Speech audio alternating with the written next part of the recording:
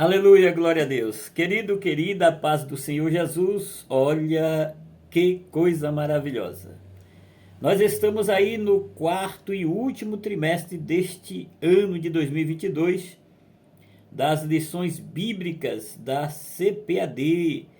Que coisa maravilhosa! Nós estamos estudando a justiça divina, a preparação do povo de Deus para os últimos dias no livro do profeta Ezequiel. Olha, nós já estamos aí na segunda lição, a segunda lição que será ministrada no dia 9 de outubro de 2022, com um tema aí maravilhoso, com um tema tremendo. Vem o fim, vem o fim. É o tema desta segunda lição. Aleluia, glória a Deus. Meu amado, eu quero te agradecer você que tem comentado, que tem dado um like aí, que se inscreveu neste canal, EBD, com o escritor Edenísio Rodrigues. É um motivo de muita alegria ter você aí neste canal. Você também que não é inscrito, mas que tem assistido aí essas aulas, muito obrigado. Que Deus em Cristo continue abençoando a sua vida e a vida da sua família e também o seu ministério.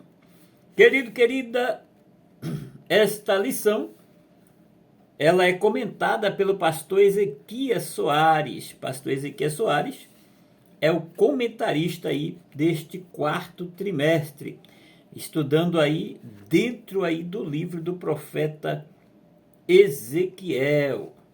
Se você ainda não viu a primeira lição, dê uma olhada lá no nosso canal, já está lá a primeira lição e agora estamos gravando aí a lição de número 2. O texto áureo dessa lição está inserido no capítulo 7, no versículo 2 de Ezequiel. Essa segunda lição, ela é exclusivamente dentro do capítulo 7 do livro de Ezequiel. Ela está ali dentro do capítulo 7 do livro de Ezequiel, esta lição de número 2. Vamos lá, texto áureo, Ezequiel 7:2. E tu, ó filho do homem, assim diz o Senhor Jeová acerca da terra de Israel: vem o fim vem sobre os quatro cantos da terra, é forte. Meu amado, minha amada, a verdade prática diz assim: o atalaia de Deus soa o alarme do iminente perigo, anuncia que o inevitável juízo divino se aproxima. Vamos lá, queridão, queridona, vamos para a leitura bíblica em classe. A leitura bíblica em classe está em Ezequiel, no capítulo 7, no versículo 1 ao 10. É claro que este capítulo tem 27 versículos, mas a leitura em classe, ela está dentro aí dos primeiros 10 versículos deste livro aí, está a leitura bíblica em classe. Capítulo 7, versículo 1 ao 10 de Ezequiel. Querido, querida, a lição desta semana, ela tem como propósito, tem como objetivo, analisar o capítulo 7 do livro de Ezequiel, que tem como base o juízo de Deus para a terra de Israel, bem como para o mundo também.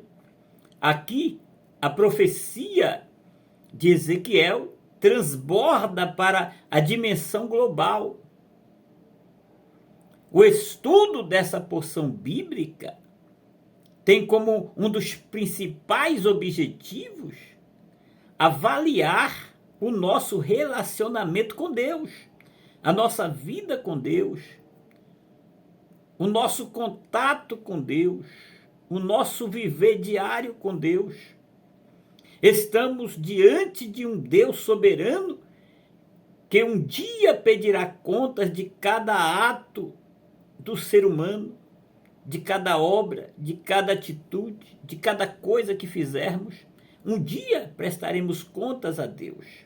ao Deus soberano. Como cristãos, estamos conscientes dessa realidade espiritual futura. Querido, querida, os objetivos da lição, ela vem com 3 objetivos, essa lição. O primeiro objetivo é apresentar de modo geral a profecia do capítulo 7 de Ezequiel. O segundo objetivo dessa lição é enfatizar o sentido, as expressões repetidas sobre o fim e repetição da sentença. E o terceiro e último objetivo dessa lição é identificar o inimigo que servirá como instrumento do juízo divino. Olha, meu amado, minha amada, fique conosco aí. Eu prometo que não me delongarei, prometo que serei rápido. A palavra-chave dessa lição é fim. A palavra-chave da lição, fim. Querido, na introdução da lição, o juízo divino descrito no discurso profético do capítulo 7, ele é endereçado à terra de Israel, ou seja, particularmente aos seus habitantes, mas também tem implicações globais, atinge a todo o globo terra.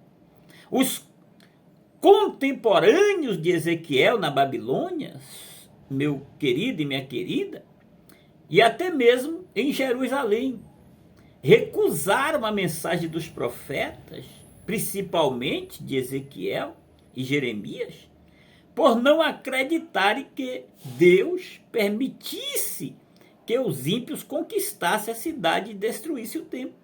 Jamais eles iam acreditar em uma coisa dessa dentro do coração da mente deles.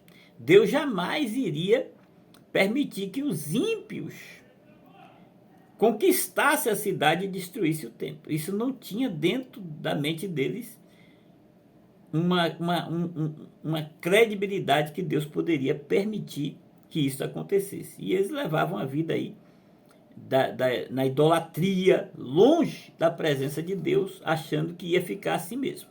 Então vamos lá para o primeiro ponto da lição. O primeiro ponto da lição é sobre a profecia.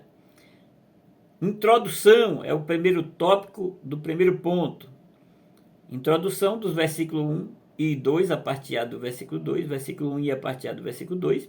Ezequiel introduz a profecia com a fórmula usual dos profetas de Israel. Veio a palavra do Senhor a mim. Observe aqui que coisa tremenda. Os profetas bíblicos, veio a palavra do Senhor a mim. No versículo 1. A chancela de autoridade divina, assim diz o Senhor Jeová, é a marca registrada dos profetas de Deus. Isso mostra que Deus é a fonte da profecia. Observe, aqui a expressão veio a mim, veio a palavra do Senhor a mim. Hoje, nós vemos aí em muitos lugares, em muitas igrejas, eu digo, eu falo assim, Então o homem está falando, não é Deus que está falando. Ainda bem que o cidadão fala, eu te digo, eu te falo. Isso aí não é Deus. Porque, olha, a expressão da profecia bíblica que traz exortação, edificação e consolação, veio a minha palavra do Senhor, e assim diz o Senhor. Não sou eu que estou falando. Não é minha palavra. Ô glória! Veio a minha palavra do Senhor, e assim diz o Senhor, é a expressão usada pelos verdadeiros profetas do Antigo Testamento. Então vamos lá, meu querido, minha querida. Assim diz o Senhor, Jeová é a marca registrada dos profetas do Eterno. Isso mostra que Deus é a fonte da profecia. Nós confirmamos isso na epístola, segunda epístola de Pedro, capítulo 1, versículo 20 e 21. era uma comunicação divina inconfundível. Não tinha como trazer confusão. Não era o homem que estava falando, mas sim Deus usando o homem para falar com o povo. Então, querido, querida, diferentemente da natureza da atividade profética inicial, que ocorria por meio de visões, essa fórmula verbal de revelação indicava ser a mensagem recebida de forma externa, direta e audível. Isso é tremendo, isso aqui é algo que alegra a nossa alma, o nosso coração. Glória a Deus. Então, o segundo tópico aqui do primeiro ponto fala sobre a extensão, é a parte B do versículo 2. A expressão hebraica, Adamar Israel, para a terra de Israel, aqui no versículo 2, aparece 17 vezes. No livro de Ezequiel, e em nenhum outro lugar do Antigo Testamento aparece assim. Isso indica, meu amado e minha amada, a ira divina sobre o povo de Israel no seu próprio território, Mas ninguém deve restringir esse castigo somente a Jerusalém de forma alguma, pois ele tem também um caráter cósmico, portanto, extensivo a outros lugares. Isso fica claro pelo uso da expressão escatológica, o fim vem, sobre os 4 cantos da terra, que aparece na Bíblia para se referir a toda a terra. Você dá uma conferida em Isaías 11:12, Apocalipse 7:1. Agora, o terceiro tópico do primeiro ponto fala sobre quando, é uma indagação, é uma interrogação, usando aí dos versículos 3 ao 8, a parte A do versículo 3 e também a parte A do versículo 8. O agora no versículo 3 é no hebraico atá, agora, que ressalta a iminência do fim. Esse advérbio reaparece no versículo 8, acrescido da palavra depressa. Assim, depressa derramarei o meu furor sobre ti. Essa urgência é também demonstrada pela construção gramatical do verbo hebraico bavir, que aparece 10 vezes nesse curto trecho da profecia. Em quarto delas, a ação está. Em quatro delas, então, esse verbo hebraico, vir, que aparece 10 vezes nesse curto trecho da profecia, em 4 dessas 10 vezes, a ação está em andamento, pois o particípio hebraico indica uma ação contínua e ininterrupta. Eis que um só mal vem. Aí no versículo 5, a parte B. Eis que vem. E também no versículo 6, a parte B, vem a tua sentença. Também no versículo 7, a parte A, eis aqui o dia, eis que vem. Aí vemos aí também no versículo 10. Então, meu querido e minha querida, a sínopse aqui do primeiro ponto dessa lição fala sobre o profeta Ezequiel. O profeta Ezequiel anuncia a hora do acerto de contas de Judá e Jerusalém com o Deus eterno, com Yahvé, com Deus Todo-Poderoso. É tremendo, querido, é tremendo, minha querida, é algo tremendo, é algo maravilhoso. Vamos aí para o segundo ponto dessa lição sobre o fim. O primeiro tópico do segundo ponto diz: sentido. no versículos 2, a parte B, versículo 3 ao 6 também está contido aí esse tópico. A palavra fim, do hebraico, ketz, fim, destruição, ruína, morte, condenação, ou ketz, o fim. Trata-se de um substantivo usado em contexto de julgamento. Encontramos isso aí em Gênesis 6:13, Amós 5:18 ao 20, Amós 8:2. Ele aparece 5 vezes nos versículos 2 e 3 e 6. Então, aparece 5 vezes nos versículos 2, versículo 3 e versículo 6. No discurso poético, cujo objetivo é causar impacto nos leitores originais. Olha, querido, querida, a literatura poética bíblica se sobressai não apenas pela sua beleza, mas também pela facilidade do povo em memorizar sua mensagem. Isso aqui é algo tremendo, querido, querida. Então nós vamos aqui para o tópico 2 do segundo ponto, expressões repetidas sobre o fim. A repetição das expressões vem o fim vem aqui do versículo 2, agora vem o fim também no versículo 3, vem o fim vem também aparece no versículo 6, eis que vem, veio a tua ruína, aparece aí no versículo 10, chama a atenção, meu amado e minha amada, de qualquer leitor. Sim, talvez a intenção de Ezequiel, como atalaia de Israel, tenha sido causar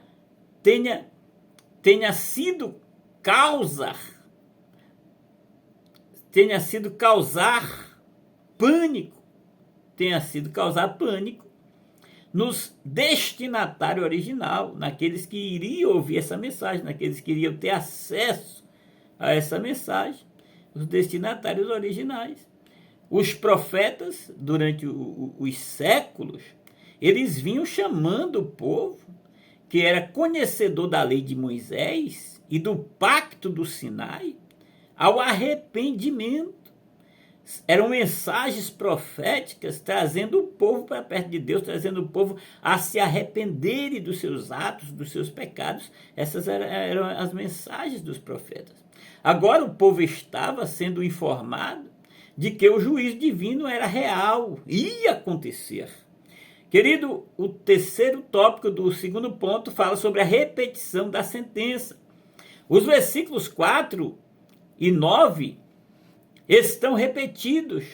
Ninguém deve se surpreender com a intensidade desse juízo anunciado de antemão, não senhores, não senhoras, pois é compatível com a natureza divina. Um dos objetivos desse juízo é a irradiação da idolatria, a causa das abominações. Aí você vê aí os versículos 3, versículo 4, versículo 8, versículo 9 de Ezequiel. Capítulo 7 de Ezequiel, versículos 3, 4, 8 e 9. Então, visto que a causa de Israel recusou esse remédio pelo arrependimento, você pode dar uma conferida lá em 2º livro das Crônicas dos Reis de Israel, capítulo 36, versículo 16. Então, todos estão sendo informados de antemão sobre a causa da destruição e lhes é dada a oportunidade de arrependimento. Deus sempre avisa antes de mandar o castigo. Deus avisa, Deus dá espaço, Deus dá tempo para que a pessoa se arrependa, para que a pessoa venha a ter um arrependimento sincero. Então, é uma reflexão relevante também em nossos dias, porque somos seres morais e prestaremos contas a Deus pelos nossos atos. Eclesiastes 12, versículo 13 e 14, Gálatas 6, 7. Então, Deus sempre dá uma oportunidade. Deus sempre avisa para que a pessoa tenha tempo de se arrepender antes do castigo do juízo chegar. Então, um dos objetivos desse juízo é a irradiação da idolatria, a causa das abominações, visto que a casa de Israel recusou esse remédio pelo arrependimento. Então, eles se recusaram a se arrepender. Por isso que pagou o preço. Então, querido, a sinopse do segundo ponto da lição, o capítulo 7 traz uma série de expressões e sentenças que confirmam o sentido de destruição total no fim. Meu Deus, que coisa. Então vamos lá, querido, querida, para o terceiro e último ponto dessa lição. Terceiro e último ponto sobre o inimigo. Aqui vamos falar sobre o inimigo. Primeiro tópico do terceiro ponto, já floresceu a vara. Aí você vai encontrar no versículo 10. Ezequiel faz uma analogia botânica, uma metáfora, a metáfora é colocar uma coisa do lado da outra, que se perdeu no tempo. A palavra profética anuncia, veio a tua ruína, já floresceu a vara, reverdeceu a soberba, você encontra aí no versículo 10 do capítulo 7 de Ezequiel. O que essas palavras significam? Isso aqui é uma indagação. O que significam essas palavras? Há diversas interpretações que não cabem nesse comentário, mas, dentre as três principais, a mais aceitável é que considera esta vara como o rei Nabucodonosor, que trouxe juízo. Então, assim como o rei da Síria foi o chicote de Deus para açoitar Samaria, os filhos de Israel, do reino do norte, nós encontramos em 2º livro dos Reis 17:3, Isaías 10:5, Isaías 21.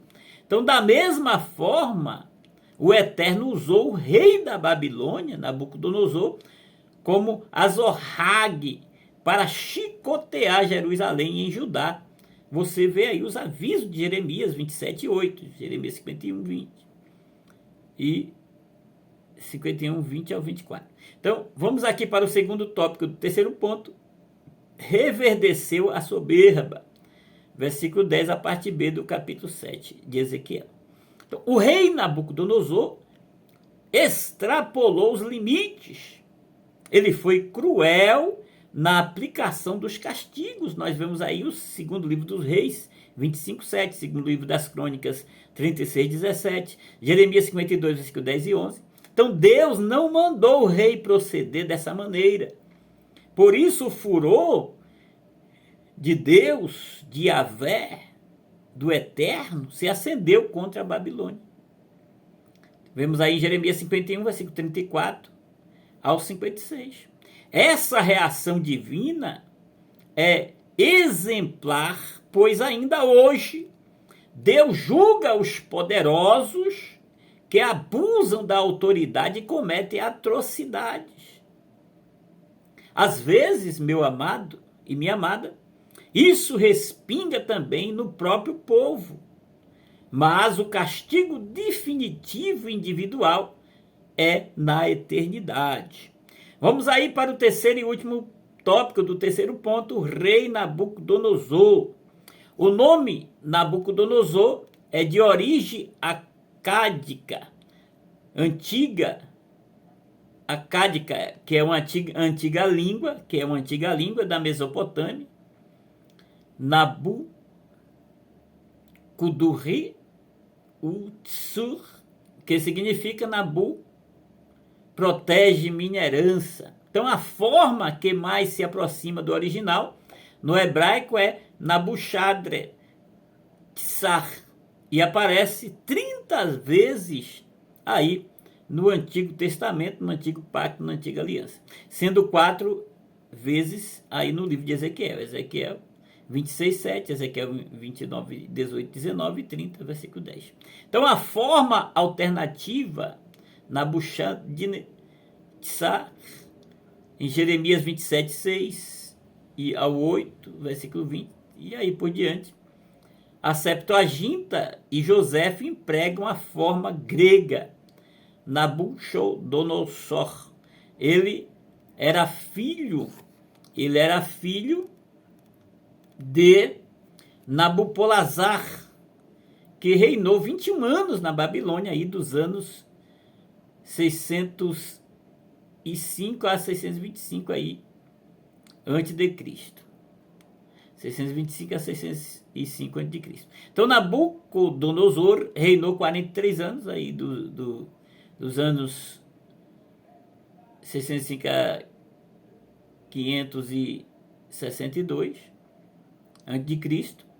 E vamos aí finalizar no quarto tópico do terceiro ponto, a Babilônia. O nome Babilônia é também de origem acádica, ele portão de Deus. O Antigo Testamento hebraico usa Babel, e a Septuaginta usa a forma grega Babilônia. O nome do país é o mesmo da sua capital. Caldeus e babilônios eram, no princípio, povos distintos. A palavra Kasdu significa conquistadores. Era usada para identificar as diversas tribos sêmicas que povoavam o norte do Golfo Pérsico, no sul da Babilônia, desde os dias de Abraão. Então vemos aí Gênesis 11, versículo 28 a 31, Gênesis 15, 7. Então Isaías fala de babilônios e caldeus, referindo-se ao mesmo império. Isaías 13, 19, Isaías 47, de 1 ao 5, Isaías 48, 14 ao 20, e aí por diante. Então, meu querido e minha querida, a sinopse aqui do terceiro ponto diz: o versículo 10 dá uma pista a respeito da identidade do inimigo que vai causar todo o mal sobre Jerusalém, o rei Nabucodonosor, que o próprio Deus levantou para castigar o povo, mas Nabucodonosor exagerou no castigo. Ele foi além daquilo que Deus mandou ele fazer, então veio aí também o juízo contra a Babilônia. Então, os julgamentos divinos, a conclusão aqui, na história, mostram que o pecado jamais ficará impune e que a única maneira de escapar da condenação é através do arrependimento e da fé.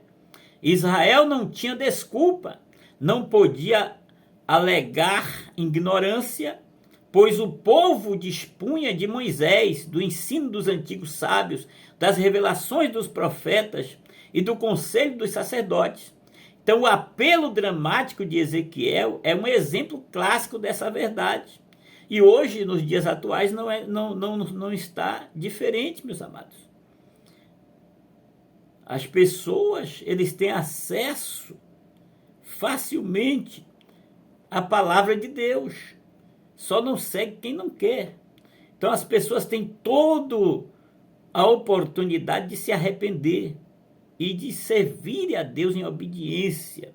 É claro que essas mensagens de arrependimento, de voltar-se a Deus, de regeneração, têm sumido dos púlpitos das igrejas. O evangelho da prosperidade tem tomado conta de muitos lugares e as pessoas pregam sobre a bênção e esquecem de pregar sobre o abençoador, que também é um Deus de paz e de justiça e de juízo. E precisamos falar às pessoas que elas venham se arrepender dos seus pecados, porque toda ação traz uma reação. O pecado é um delito contra a santidade de Deus, o pecado é um delito contra a vontade de Deus, contra os propósitos de Deus, contra aquilo que Deus realiza. Então, meu amado, minha amada, que Deus te abençoe e até a próxima lição. É forte.